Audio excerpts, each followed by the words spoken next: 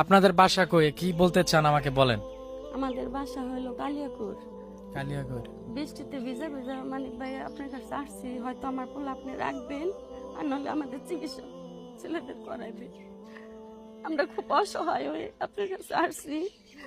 আমার ছেলে নিয়ে আমি আর পারতেছি না, খুব অসহায় আমরা।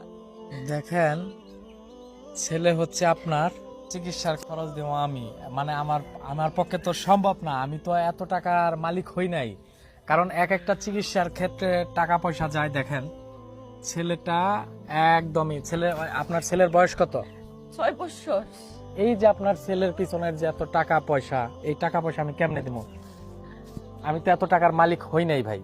এই দেখেন ছেলেটা, এই যে মানে কি বলবো, এত নিষ্পাপ একটা ছেলে। সে মানে মানে তার শরীর যখন যেই দিকে ছাইড়া দেওয়া হয় তখন ওই দিকেই যায়। সে কথা বলতে পারে না।